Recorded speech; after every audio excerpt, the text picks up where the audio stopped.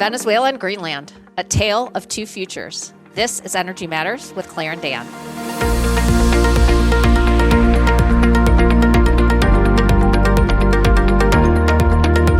So Dan, welcome to Season 2.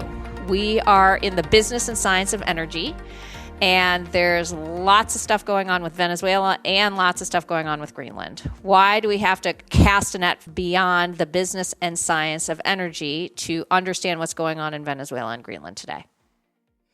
So, Claire, I do agree. Heads are spinning. I mean, mine certainly is. But I think that what we did in season one, kind of digging into individual topics, thinking about innovation and thinking about policy in the US versus Europe, East Coast, West Coast, it really highlighted for me the fact that while we might say we're the business and science of energy, the business and science of energy is really the biggest game on the planet, arguably.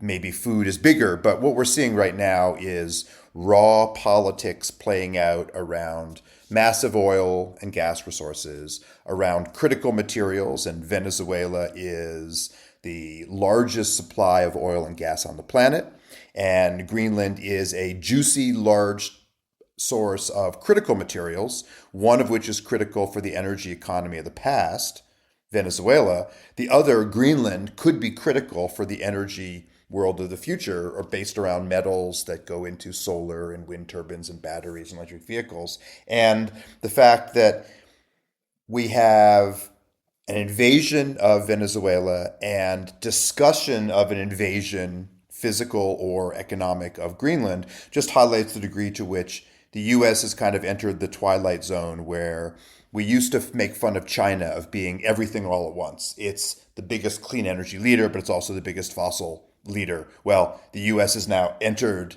stage right and said, we want to also be schizophrenic and crazy on both ways at the same time. I don't know about schizophrenic and crazy. I mean, we will put on our website, what the Department of Energy has on its main website, its fact sheet, where President Trump is restoring prosperity, safety, and security for the United States by attacking Venezuela.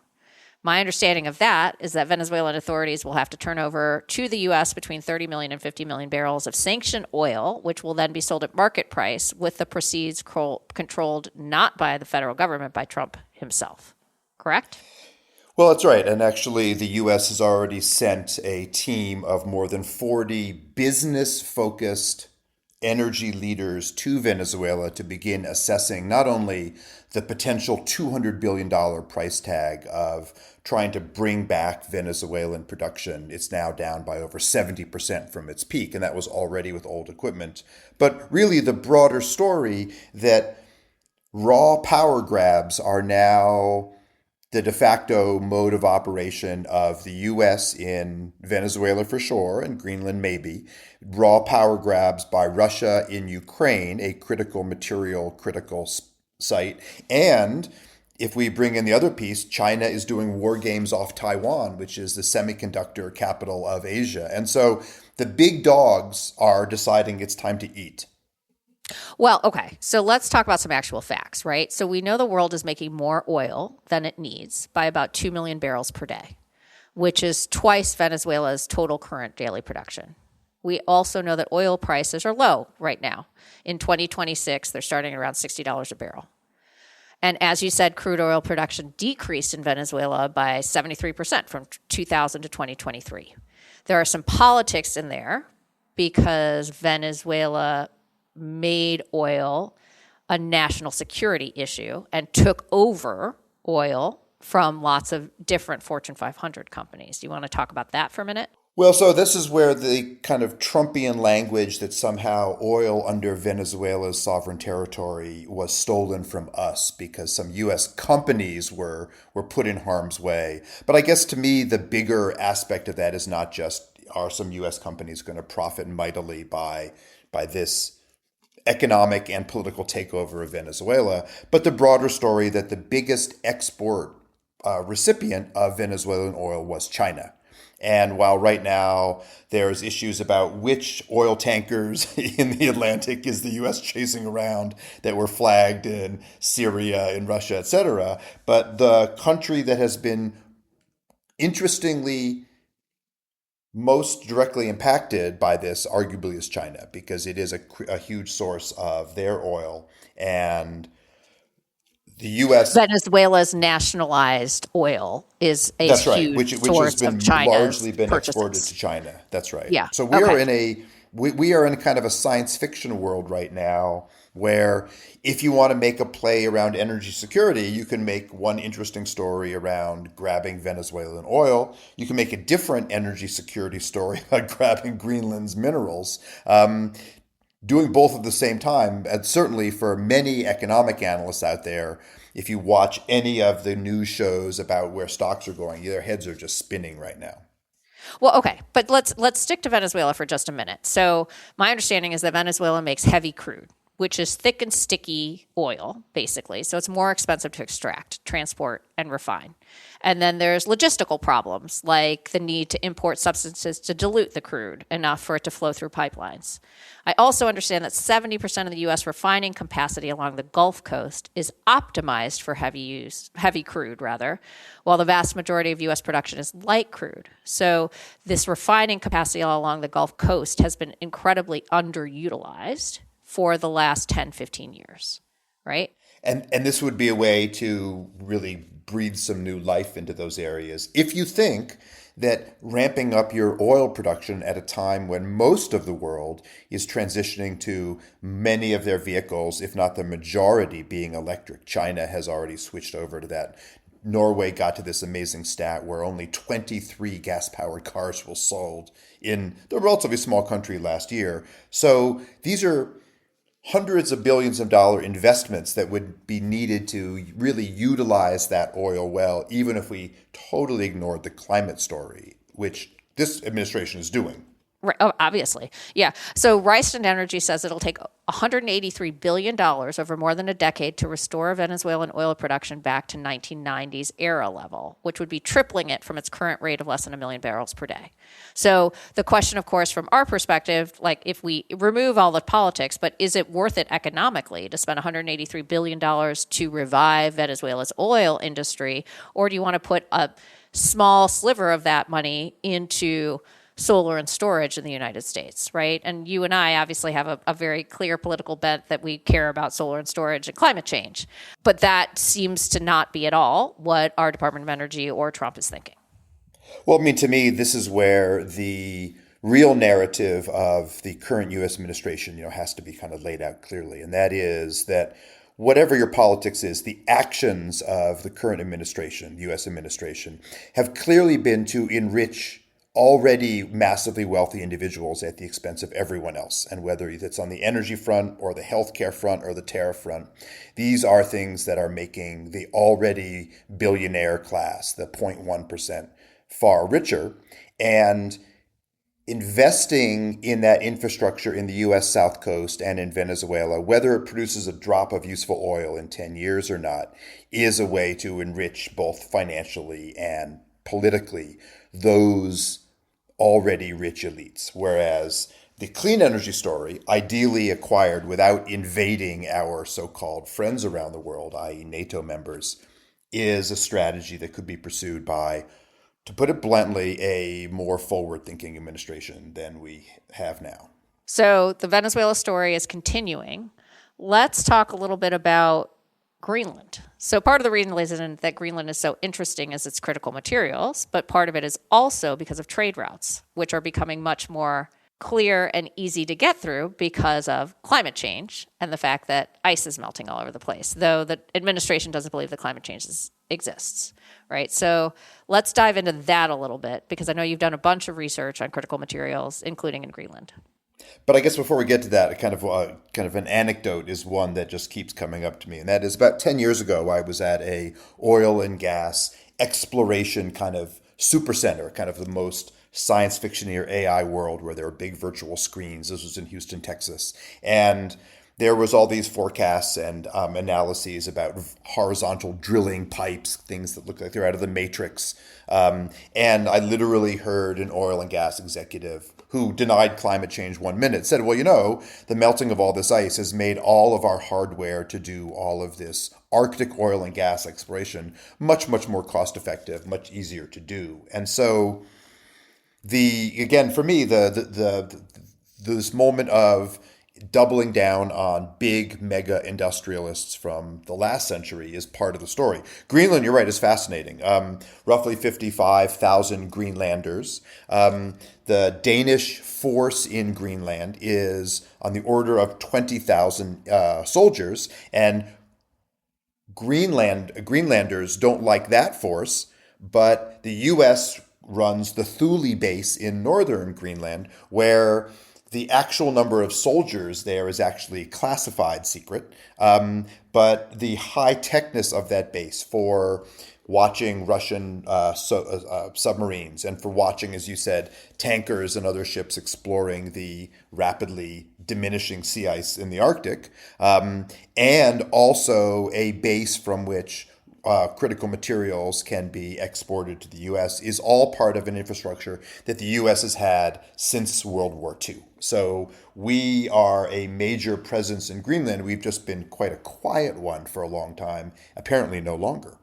Apparently no longer, but it just continues the narrative that U.S. foreign policy is really always about resource extraction, right? And I think that's the story. So there's wonderful books. There's one called The Global Interior, arguing that the U.S. Geological Survey, something we think of kind of in benign ways, thinking about what's the economic value here and there, has been utilized as a CIA-esque kind of effort to think about where we should go. And Greenland certainly keeps coming up, just like cobalt in the Congo and other resources keep coming up on the radar screen of various politically connected individuals in the U.S. So we're cutting a pretty scary path through history right at the time when the net zero, the clean energy, the green energy movement is saying that by recycling materials, by thinking differently, we could really carve a different route to a clean energy future. And it's one that, for example, 2025,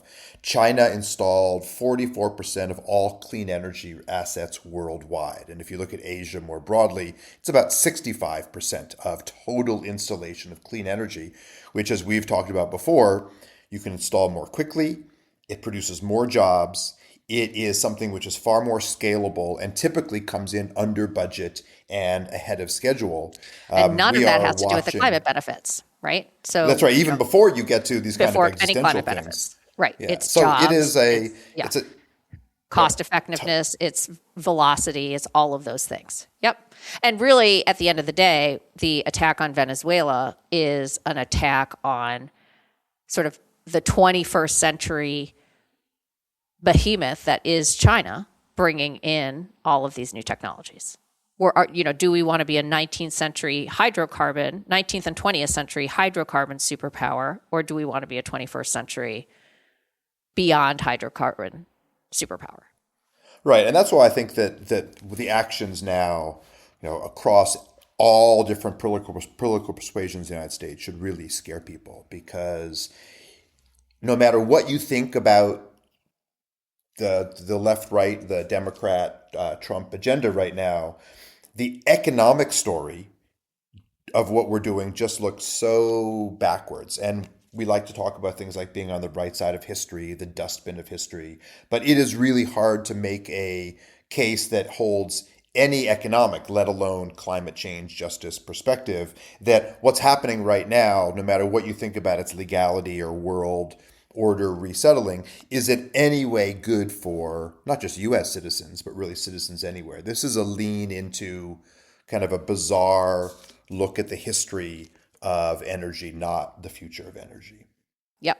And I think the question is, do we sustain and enhance the energy transition or not, right? So enhancing the energy transition means reducing the amount of climate change that might happen.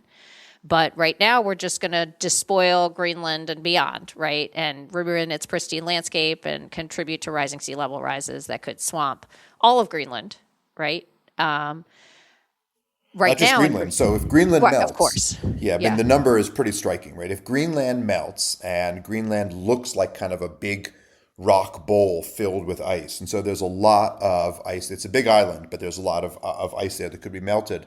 Sea level rise goes up by 20 feet around the planet. And so that's dramatic, just in terms of coastal cities. But I do think that it's the more near term. I mean, the U.S. administration has unfortunately not only basically said by the Venezuela invasion, the discussion of Greenland, whatever ended up happening, that what Russia did in Ukraine is okay because we're doing a version of the same thing. What China talks about in terms of Taiwan is okay because we have decided that that is the power dynamic. And it's just ironic that China is putting its efforts around Taiwan, which is one of the global centers of chip production and the information technology that you really need to use energy well.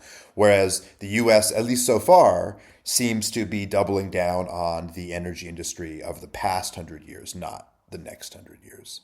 Right. And then what we haven't talked about is China's Arctic ambitions, which span minerals and shipping routes and research infrastructure, sort of mirroring what the US is doing. But, China has its eyes on Arctic maritime routes that shorten shipping time. They are pushing how they could get more access to more critical materials. Seems like a mess. It does. And so I spend a fair amount of time in the Norwegian managed archipelago Svalbard, which is at 79 to 81 degrees north. And Svalbard is a peculiar place. It is Norwegian when you look at a map. But if you look at the treaty, it actually says that any country that shows they are using their base there productively is allowed to have a footprint. So there's a South Korean base. There's a very, very large Russian base called Barentsburg. We have a base. The Danes have a base. It goes on. And this race for polar resources, which used to be kind of out of sight and out of mind, but certainly Mr. Trump, I think inadvertently, or maybe not so, has put Greenland as the poster child for former, pristine, out of the way areas that we might want to protect for, say, biodiversity, for environmental reasons. These are now geopolitical hotspots, and it's pretty clear that we are going to see battles, whether they're physical, military, whether they're economic. Certainly, we're seeing huge tensions within NATO about Greenland right now. So the world order is shifting in ways that, at least to me, seem not only chaotic, but seem missing strategy. The strategy being, are there ways to think about the wise and low footprint acquisition of the resources for a clean energy future versus what we're doing now, which is just raw power being exhibited in each of these settings, in Venezuela, in Greenland. Don't want to forget, we recently bombed Iran. We have bombed the Arabian Peninsula. We've bombed Nigeria. So the U.S. is in a mega belligerent mode all around the planet. So where do we go from here? Where do you as a business person see this in terms of, any wind in the sails for clean energy? I have a hard time seeing that myself, given that raw materials, critical materials from Greenland would be a pretty long way from the market today. But anything that you see on a hopeful side of this mess? No, I think there's going to be a lot of contraction in the industry. I mean, we've already seen, we're going to lose 250,000 jobs in the solar industry. There's contraction, the ITC is going away in the next several years. I think, the oil and gas world is still kicking strong. I think it's there. I don't think we can ever go back, to the Enron days. But I do think, there's going to be a lot less solar. There's going to be, it's going to become harder. Well, also harder. in the U.S., right? I mean, the rest US, of the world has remained at least cognizant of the fact that clean energy is a far more productive pathway than dirty energy.